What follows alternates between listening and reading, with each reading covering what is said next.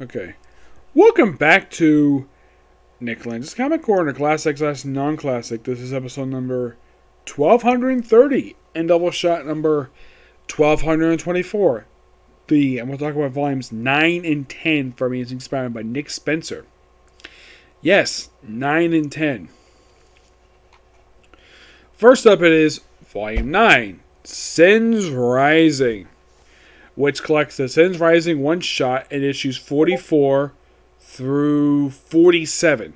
Now, the Sins Rising Prelude one-shot, this one's interesting. Because what it is that it's a retelling of the death of Jean DeWolf. Basically, Nick Spencer is basically writing where the story is still canon. Because even he knows not to retcon the story because it is so freaking good. And it's considered, by me anyways, one of Peter David's best work in comic books. I mean, yes, people tend to think of his work for Star Trek or his Hulk run or Young Justice or Aquaman. But Death of Jean DeWolf is by far one of his best books he ever worked on. Because it's such a really good story. And pretty much what this book does, it recaps the thing. And it also clearly establishes that storyline is still canon. They're not ignoring it, despite the fact he did bring back the Sin Eater. Yes, it's kind of explained the Kindred brought him back via his magic. I'm still wondering how the heck the Kindred got this powers in the first place. Oh, in case you're curious though, who is the Kindred? I'm not going to spoil it, because it's by far one of the most strangest reveals I have ever seen for a character. Now, in the storyline, the Spider-Man encountered the Sin Eater. Yes! When he's protecting the character Overdrive. Now, Overdrive is a Dan Slott character. Yep. He was in fact the very first villain introduced post-Brand One More Day. He was introduced in the Swing Shift one-shot, well, technically the Free Comic Book Day back in 2007. That was the first time he was introduced. And basically, the Sin Eater is apparently erasing his crime. What is his crime? Cowardice. And when he apparently picks up Spider-Man, he's like, man, I thought it was really the Punisher picking up. Yep. And apparently, Sin Eater has inspired a cult, at least a group of followers. I'm like, really? The Sin Eater? Okay. And throughout this whole storyline, it sets up the two-part that comes next. Excuse me. Which is a really good storyline featuring the return of Norman Osborn to this comic book. I'll discuss that in a minute. So, basically, in the way we plant seeds for the Goblin return story arc. Yep. Now, the main one-shot itself is done by Guillermo Sena. You have Mark Bagley, who does the opening issue. Well, that's technically issue 45. You have Miguel Ferreira, who does issues 46, 47, 44. It's done by Kim Ginto and Bruno Ervori. The cover art here is mostly done by, well, the one-shot cover is done by Ryan Ottley and Nathan Farborn. For 45 is Casanova. For 44 is Carlos Gomez and Mary Hoas. And of course, well, Casanova does issue 46 to 47. Yep. Yeah, everything you knew about what happened in Death of Jean DeWolf, even the follow-up with the Return of the Sin Eater, yeah, it establishes both stories are still canon. They're not going to ignore it. Nope, they're not. Oh, and also in the storyline, yeah, for some reason, the Sin Eater erased the sin of Mr. Negative. Though there is an issue here where we kind of, in the way Nick Spencer briefly writes out Mary Jane Watson, because she decided to go out to LA to shoot a movie. Yep, so this story arc pretty much writes out the series for a brief period of time, just for this one story arc. And we also had the debut of a new superhero group in this very series. Meet the Order of the Web, comprised of Madam Web, who is currently Julia Carpenter. She's been the Madam Web now for 11 years. Miles Morales Spider-Man, Gwen, Ghost Spider, Spider-Woman, Silk, and Spider-Girl. Yes, Spider-Girl. I think like prior to this story arc, I think like the last time she showed up in the comic book was back in, I think it was like 2013.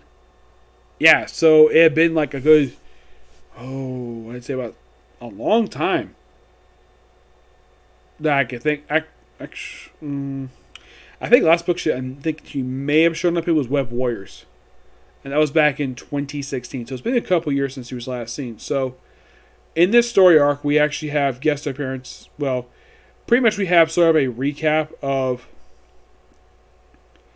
We have pretty much in the way more of a backdoor pilot, the first issue of this, while also recapping what happened before Threats and Menaces, dealing with, well, the debut of the Amazing Mary Jane series, which was really good, canceled after 6 issues due to the pandemic. Yep. So after City erases the crime of cleanses Overdrive his crime, which is cowardice, that's only in the first couple issues. In issue 46-47, Spider-Man takes on the Lethal Legion, which, of course, is the next target of the Sin Eater. Yep. The Lethal Legion, this incarnation, is comprised of the Grey Gargoyle, Whirlwind, and the Living Laser. You're probably thinking, who the heck are these 3 guys? Living Laser, Grey Gargoyle are basically enemies of Iron Man. Though Grey Gargoyle, I believe, is also an enemy of Thor. Whirlwind is enemy of, get this, the Hank Pym Ant-Man. Oh, and no, what we're seeing here. So Spider-Man takes on the Lethal Legion, though they're attacked by the Sin Eater, who sort of in a way wipes away their sins. Yep. And of course, well, then we have Nora Winters basically getting into, talking to briefly to Norman Osborn. And he's like, shouldn't you be in jail? So like, nah, I've been cured. So she has her interviews. First with Count Nefardia. Yes. I believe like the last book he popped up in was actually in, I think it was in Matt Fraction's Hawkeye book. It was the last book I think if he showed up in. So, took him. Overdrive is still very much alive. Though 46 basically has only one appearance at Elite Legion. And you have Senior going after Carly Cooper for reasons.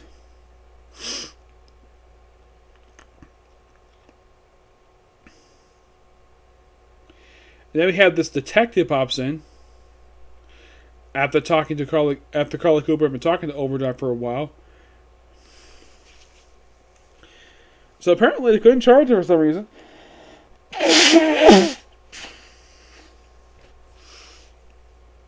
And the reason is because he was declared dead. Yeah. So it's later revealed that Saint Ear basically escorts guys' own followers. Yep, that happened in the last issue of the story arc. And then, of course, well, then we have the thing end with basically him saying he's coming from Norman Osborn. Yep. That's the main gist of that. I gotta say, Sin's Rising, really good. I get the book roughly a 9.5 out of 10. Next up, Volume 10 for Amazing Spider-Man, The Green Goblin Returns. Love this cover by Roberto Ramos.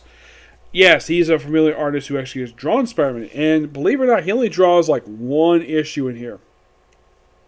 Yeah, he's one of the artists for Amazing Spider-Man 49. Now, at the time this issue came out, this was a double-sized issue. The reason is because this is the 850th issue for the series. And you're probably asking, Nick, was this book $10 when it came out? From what I've heard, no. This was actually $5. Which, that's fine. It's perfectly fine. As a matter of fact, get this. This issue and the following issue are both double-sized issues. This one, because it's 850, the following issue, which is actually not printed here, is also double-sized. This book only contains 2 issues of Amazing Spider-Man, 40, 49, and a one-shot, The Sins of Norman Osborn. 48 is 49. You have Mark Bagley in the arc of these issues, but 49 has got 3 artists on it. You have Mark Bagley, Roberto Ramos, and Ryan Ottley. Of course, there are also backup story in this one. The Sins of Norman Osborn, the arc narrated by Federico Veniti. The 3 backup stories in Amazing Spider-Man 49, all you need is written by Kurt Busiek and artwork by Chris Bachelow. Chris Bachelow does have some history with Spider-Man, so I'm not really surprised there. Kurt Busiek, I don't know if he had any history with him. You have Selden Ahmed, who does the All You Need. I get the reason why he's here, because he writes Miles Morales. It's perfectly fine. Then you have Treadle Moore. I don't think he's ever had a history with Spider-Man. No, not that I can think of. Now, throughout this story arc, this is a really good epic story arc, where you have the thing of breaking into Ravencroft. We're thinking, Ravencroft? Why the heck is he breaking the Ravencroft? Because Norman Osborn. And he breaks into his followers, and in this story arc, Spider-Man figures out that Dr. Ashley Kafka is alive. Now, unless you read the Ravencroft series, unless you didn't read that one, you'd be like, wait, aren't you dead? Didn't Massacre kill you? Well, the answer is yes. It's explained in the actual series. This is technically not the same Ashley Kafka. This is and isn't. It's a clone. Yes, this Ashley Kafka is a clone. She does not know she's a clone. She was actually found by Norman Osborn, believe it or not. Yes. I get the reason why they decided to bring her back as a clone, because Dr. Ashley Kafka is heavily associated with the Ravencroft Institute, so why not? Also, if this is the Ravencroft Institute, I'm like, okay, I get that Norman Osborn was in charge. Where the heck is John Jameson? Yeah, he's nowhere in this storyline. Nope. And when Senator breaks in, of course, he brings his followers with him. Of course, he had already evacuated all. No one else evacuated all the prisoners from the Ravencroft. He probably sent them someplace quite safe, except for one. You're probably thinking, what prisoner did he leave behind? He left behind the frickin' Juggernaut. Yes, he left the frickin' Juggernaut to fight the Sin Eater. I'm like, wow, Juggernaut versus the Sin Eater. That is so awesome. Let me show off the panel, because it is by far one of the most awesomest things you can see in this storyline. Let's see if I can find it here. Because it is one of the coolest things. Like, okay, apparently Sin Eater basically sends out, look, here it is. The Juggernaut! Yes, the Juggernaut! And he's here to fight the Sin Eater. And he gets shot. Yes, he gets shot by the Sin Eater. I'm like, what the heck was Juggernaut's crime anyways? As far as I can tell, he never actually killed people. Of course, also, this is one thing that was really cool. Apparently, Norman Osborn loved to keep busy, so he converted his old prison cell into a secret hideout for himself to hide his Goblin gear. Yes, hiding the Goblin suit and the glider. And he does have an escape. Oh, yeah, it's a special tunnel he made. Oh, yeah. So, Juggernaut is taken out by the frickin' Sin Eater. And you're probably thinking, really? That quick? You bring in the Juggernaut just for a one-shot defeat? Really? Wow, that's quite something. So they order the web, try to stop Spider-Man from taking out Norman Osborn. The Sin Eater goes frickin' nuts and try to go Juggernaut style on him. He probably took the power of the Juggernaut. Yeah, I'm not really sure why this had to happen for. It's one of the most strangest things. Oh, and this Sin Eater is Stan Carter. Yes, the man who was Sin Eater back in the 80s. Yeah, same guy. So, what is their escape plan? Because they need to get away from the Sin Eater. And, well, we have a good homage to the Master Planner story, where basically Norman Osborn saves Spider-Man. And then we have this really cool facility with this thing underwater. Now you're probably thinking, wait, is this the same place that was seen back in the Spider-Man animated series? I'm sure the X-Men took heavy inspiration from Green Goblin's old base from that series. Because the underwater base was actually a testing weapon facility. And this seems very similar to that. So, he's coming after them, they run. And of course, they later get into the actual thing. Of course, Norman finds his glider. And of course, well, he gets into the car, which he has a really cool moment in here. And of course, the web basically all, like, get inside the damn thing. And then he finds out, like, he finds this. Pardon me, I couldn't help over here in the chaos. But did someone call you Gwen? Gwen, is it? Oh my, I've heard the rumors, but even still, do you actually hear you? Well, forgive me, it's all a bit intoxicating. Yeah, because he murdered Gwen Stacy back in the 70s. It's like, even it's not quite the same. Who are you then? One of Jago's old clones? Someone from another dimension? Because not my greeting, are you? And Gwen Stacy is like, I'm not your anything. I'm sure Nick Spencer probably did this on purpose because this was a scene I think a lot of readers wanted to see for years. Norman Osborn meeting Gwen Stacy from the Spider-Gwen book. People wanted this meeting. And then he's like, no, you're not. But given time, you're original and I'm sure you know we had a lot of quite history. But I prefer to focus on the happy times. Even when I read this now, I'm like, did Norman Osborn just reference Sin's past? One of the most hated storylines in the last 20 years. The storylines hated just as much as One More Day. And he's like, so I was like, get away from her. And Gwen's like, I'd be happy if you told me not to move. Remember, besides, actually, no one saying this. I felt as though we just started to make a connection. And Pete's like, don't you talk to her. Don't even look at her. You understand me? Excuse me. I really don't need you to protect me, thanks. And Gwen's like, keep talking, buddy. I'd love to finish one of those sentences for you. I'm sure she probably would love to beat up Norman Osborn. Especially as he's the one who murdered her counterpart in this universe. And then he says this. Ooh, she's got some fire in here, doesn't she? Just like the old days. My, Peter. I must say, this newfound partnership already paying dividends, isn't it? I'm sure we keep her on for a while. Of course, we must let ourselves get too attached to our work. That much, and of course, I'm quiet. And more dialogue from Renaz. This is so good dialogue.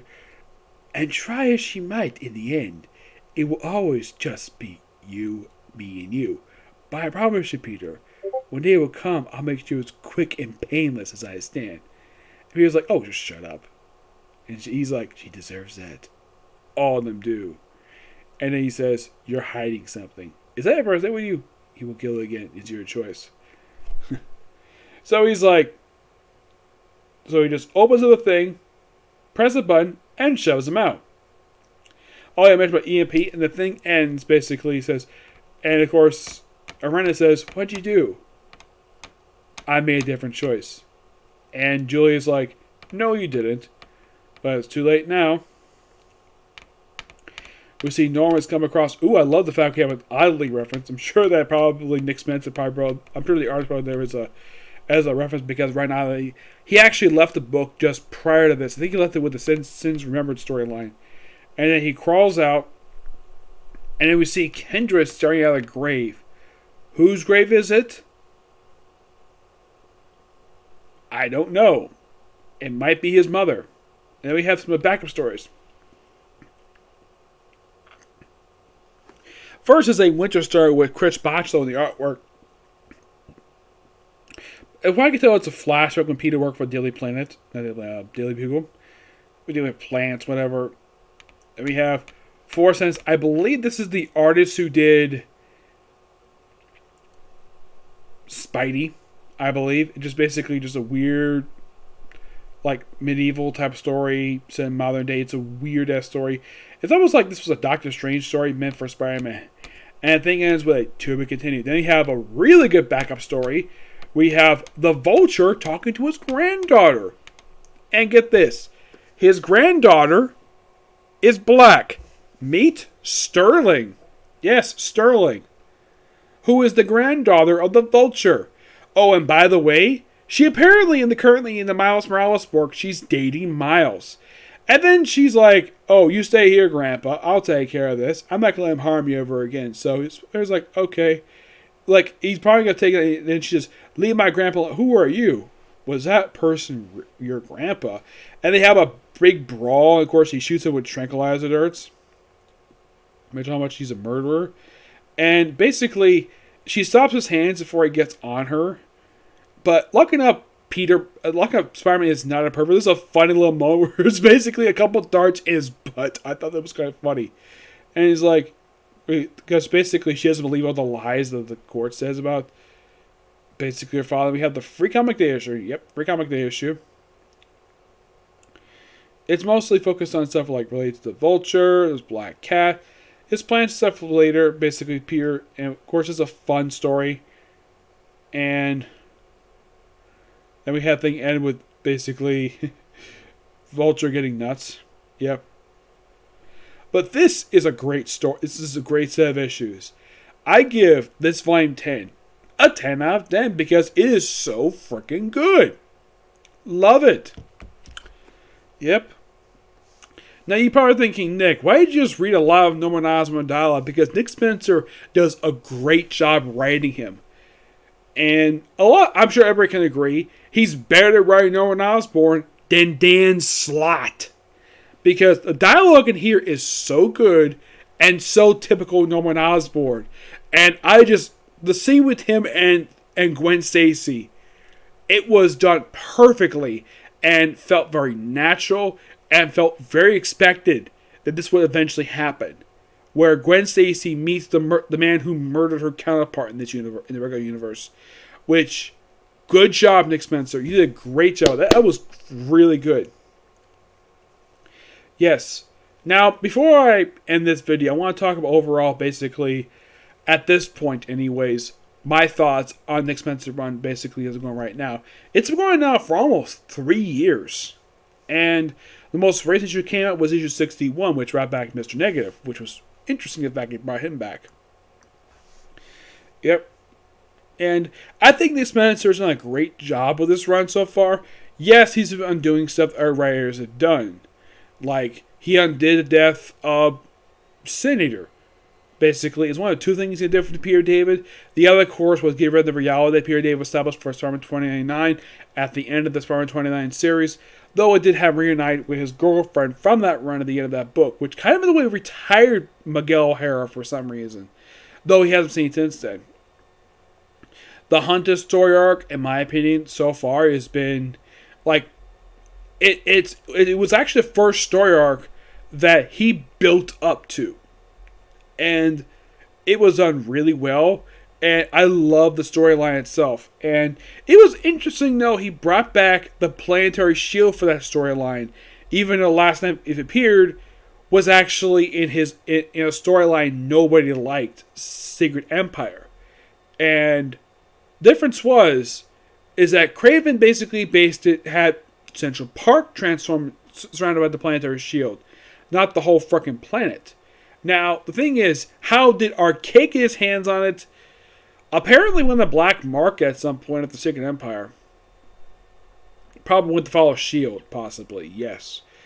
And it did end Kraven the Hunter after he'd been alive at that point for about 8 years since his resurrection. Where prior to this story arc, he had not encountered the Peter Parker Spider-Man since that storyline. Because he popped up everywhere. Like Black Panther, Scarlet Spider, this of course was Kane Parker, Spider-Girl, the Hulk, Old Man Logan. He popped up everywhere. But Amazing Spider-Man. Why in the world he kept away from this book for 8 years, I don't really know. It's by far one of the most strangest things. Though, he did introduce at the start of this, not only the Hunter storyline, which is something was the first story he built up to, the other one was the stuff with the Kindred. Now, I'm not going to spoil who he is until we talk about Volume 11, which collects the Last Right story arc, which started from issue 50. And I think it wrapped up with issue number 58, I believe. No, actually, I think it was like 59. Because he had a two-part post-mortem. It was a long story arc, but it was really, really good. And it was well done. And that was the only other story arc I could think of that Nick Spencer built up toward. It seems like that was the only story he built up toward because first it was Hunted, now it's this one.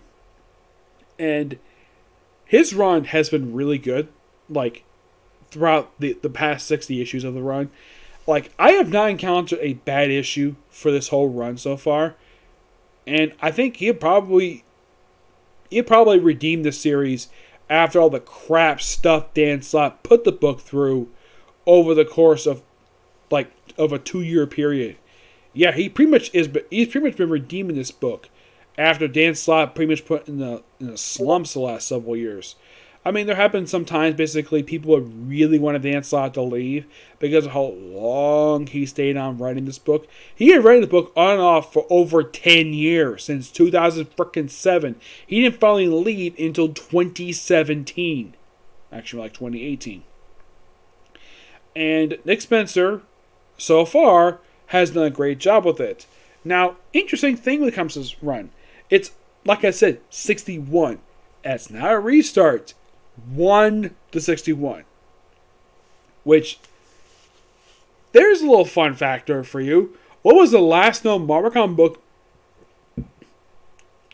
prior to this book, that was not Star Wars, because I don't count Star Wars in this, where it had an issue count number that high, 60. The last one I could think of was Astonishing X-Men. Yes, that was the last known book to do it. And you're probably thinking, really? That was the last known one? Of course, that was back in, I think it was like 2011, I think it was. And you're probably thinking, wait, didn't New Avengers do that too? But the thing is, Astonishing X was the last book that reached it high. And the rate this book is going at, it'll reach 75. Possibly, and this is a possibility, that this might happen. Nick Spencer will be the first writer at Marvel Comics since Brian Michael Bendis to write 100 straight issues for a comic book that was not a restart. I mean, last one was Bendis. He was the last known one to do it. I mean, can you think of any other writer who wrote 100 straight issues without hitting a restart button since Bendis left Ultimate Spider-Man? The answer is no. Nobody has. And currently it's about 29 issues away. Though I think it might, well, when it hits 100, it probably over 9, let's see, 800 was the most recent issue, actually came out just a few years ago. Since 60 is the most recent one. Well, 49 was issue 50. So my guess is when this volume reaches over 100, which I still think will reach that far, it'll probably be I would think Marvel would be nice enough to basically restore the old legacy numbering at issue 900. I think that'd be a smart move on their part. Yes. Because 900 is still a big number. And as currently as of right now, Amazing Spider-Man is still the only title of Marvel Comics to hit issue number 800. Because Thor hasn't reached that high. I mean, Thor just, like a couple years ago, where that book hit issue 700. And that was from Marvel Legacy. That along with the Incredible Hulk. And of course, Captain America 700 at the same time. All in the same time period. Yeah, 3 titles hitting issue 700. And and also Avengers also hit 700 recently too. In the last few years, only 4 titles have hit 700. And you probably think, okay, what's next series to hit 700? Off the top of my head, probably next one, probably Uncanny X-Men. Yes, but the only 2 titles that could hit 600 at this point, only 700, is probably going to be Daredevil and Iron Man. That's the only 2 I can think of because of all the constant restarts and all the ending of the books. So, not many per se. But yeah, that's it for particular review. Sorry for this video being so long, but there was a lot to talk about when it comes to these 2 trades. They're just both really good. I enjoy this run. I don't know how my friend Tibia, I know how he feels about these issues. I'm sure he probably loves what Nick Spencer's done with the book. But I'd like to hear from him, how he feels about this run. But until the next video, which will be a review for the newest episode of Attack on Titan. Okay, see you next video. Bye.